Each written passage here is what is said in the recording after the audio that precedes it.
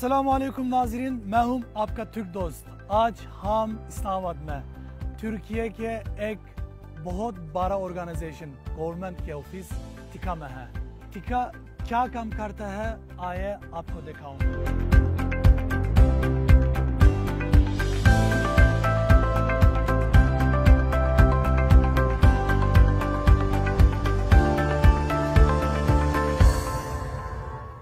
नाजरीन, इस वक्त हम इस्लामाबाद में टिका के कोऑर्डिनेटर के साथ हम मौजूद हैं मुहसिन बालची के साथ। मुहसिन बालची टिका इस्लामाबाद के कोऑर्डिनेटर है।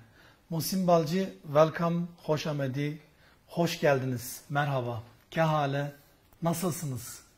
Hoş bulduk. Sizler de hoş geldiniz. Hoş bulduk. Sizi ofisimizde ağırlamaktan dolayı biz de çok mutlu olduk. जी मुहसिन साहब, मैं पहले ये पूछना चाहता हूँ, टिका क्या है और टिका दुनिया में क्या कर रहा है, वो मुझे आप बता सकते हैं? TİKA, Türk İşbirliği ve Koordinasyon Ajansı Başkanlığı, Kültür ve Turizm Bakanlığı'na bağlı olarak faaliyet gösteren Türkiye'nin resmi kalkınma ajansı. TİKA ne yapar? TİKA dünyada şu an 60 ülkede 62 ofisimizle birlikte kalkınma projeleri gerçekleştirmekte. Ofisimizin olmadığı ülkelerde de, ki bunun sayısı 170 ortalama oluyor her yıl, 170 ülkede faaliyet gösteren bir kalkınma ajansı.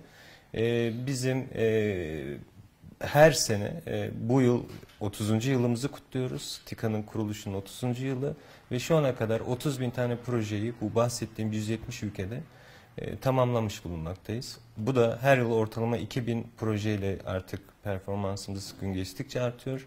Her yıl ortalama 2000 proje ve faaliyeti bu bahsettiğim ülkelerde gerçekleştiriyoruz. Hangi alanlarda faaliyet gösteriyoruz? Aklınıza gelebilecek her alanda. Bu eğitim, kültür, sağlık, kapasite geliştirme, kadın iş gücü ortamını hazırlamak gibi birçok alanda TİKA faaliyetini gösteriyor. अभी टिका पाकिस्तान में कब से मौजूद है और टिका के पाकिस्तान में क्या काम कर रहा है? TİKA 2010 yılından beri Pakistan'da faaliyet gösteriyor. Bu ofisimiz o zamandan bu yana kadar 12 yıllık süre zarfında yaklaşık 600 tane projeyi hayata geçirdi. 2019 yılında da elhamdülillah Karaçi'de ikinci ofisimizi açtık. Son 3 yıldır da onlar Karaçi'de faaliyet gösteriyorlar. Bizim en yoğun çalıştığımız ülkelerin başında Pakistan geliyor. Çünkü Türkiye ve Pakistan çok yakın ilişkilere sahip iki ülke. Ve bu ilişkilerin her gün artmasına ilişkin biz de katkılarımızı sunmaya devam ediyoruz. Bu ilişkilerin her geçen gün artması TİKA'nın da omuzlarındaki yükü aslında artırıyor. Biz de bu çabalarımızla birlikte iki ülkenin birbirine daha çok yakın çalışması, birbirine daha çok tanıması için her alanda faaliyet gösteriyoruz. Bizim Türk tipi kalkınma modeli dediğimiz bir yaklaşımla bütün ülkelerde faaliyetimizi yürütüyoruz. Nedir bu? Daha çok yereldeki talebi dikkate alarak onların istekleri doğrultusunda projeleri şekillendirmek aslında. Biz bu şekilde yaparak onların önceliklerini bizim önceliklerimiz olarak kabul ediyoruz. Bizim Türk tipi kalkınma modeliyle birlikte hiçbir beklentisi olmadan, arka bir ajanda olmadan yaptığımız işleri bilabedel partnerlerimizle, Pakistan halkıyla paylaşıyoruz. Bizi biraz da farklı kılan bu. Pakistan'da da her alanda yoğun bir şekilde bu yaklaşımla faaliyetlerimiz devam ediyor. आपने पाकिस्तान में काम क्या बताया और अभी टिका किस प्रोजेक्ट में अभी फोकस कर रहा है? Pakistan'da özellikle eğitim, sağlık, tarım ve iş gücünü oluşturacak projelere ağırlık vermeye çalışıyoruz. Belli başlı öne çıkan projelerimiz sağlık alanında Muzaffergarh'ta Recep Tayyip Erdoğan Hastanesi'dir ki pandemi döneminde Covid'le mücadelede merkez olarak seçilen bir hastane. Bugün kapasitesi Pakistan hükümetince genişleterek daha faaliyet alanlarını geliştiriyor. Gene pandemi döneminde o hastaneye yönelik TİKA katkılarını vermeye devam etti. Bizim şimdi de son sel felaketinden etkilenen bölgelerde sağlık taramaları yapmak üzere bir mobil klinik projemiz kısa süre içerisinde devreye girecek.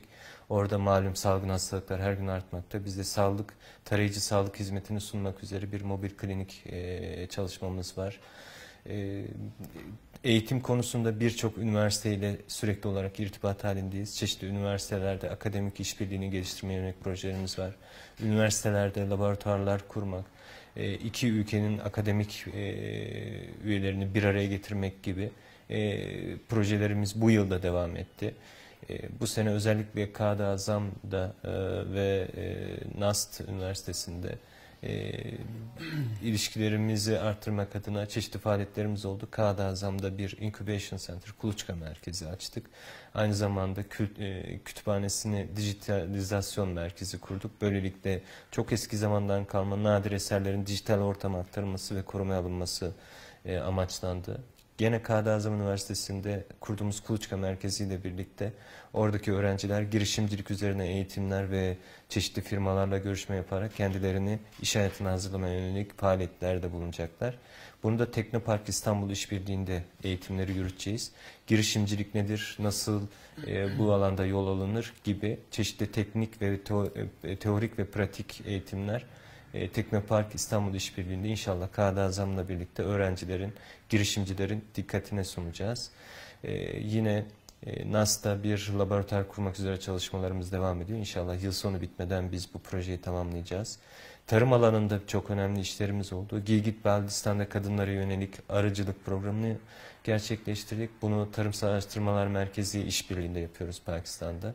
Onlar bu sene 50 tane kadın girişimciye arıcılık alanında eğitim verdiler. Biz de onların ihtiyaç duyduğu ekipmanları hibe ettik.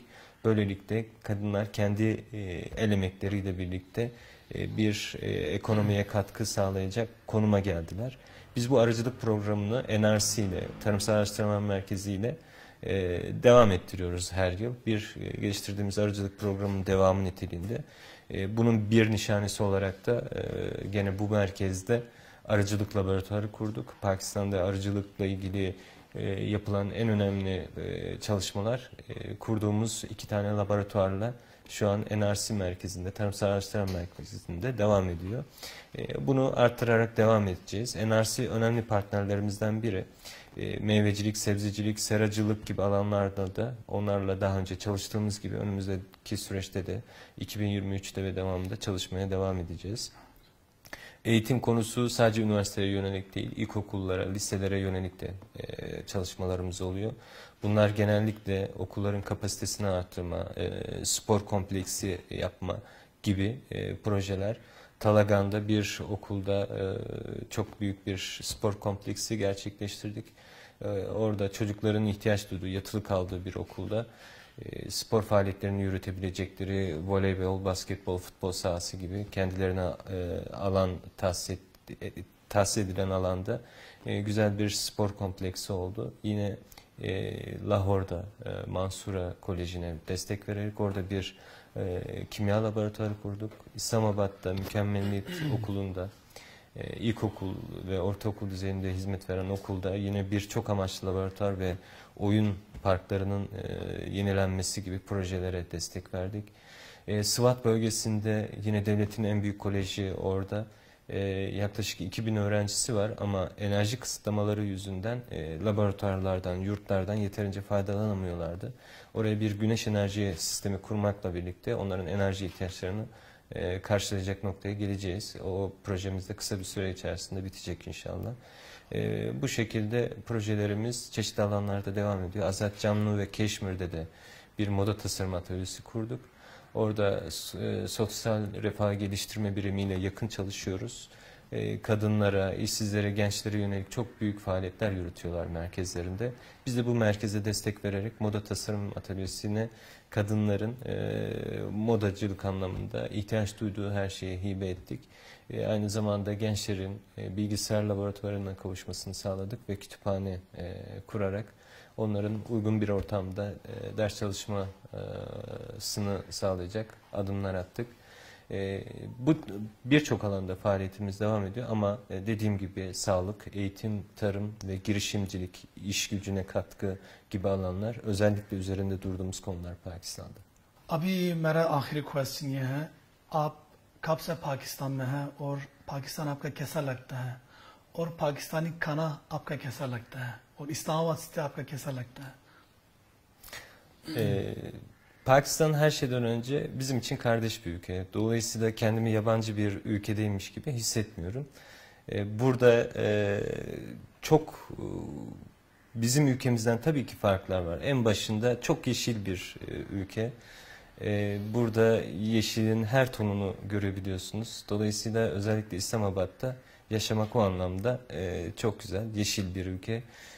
Çok güzel bir başkent. Dünyanın belki de sayılı başkentlerinden biri. En güzeli de denilebilir.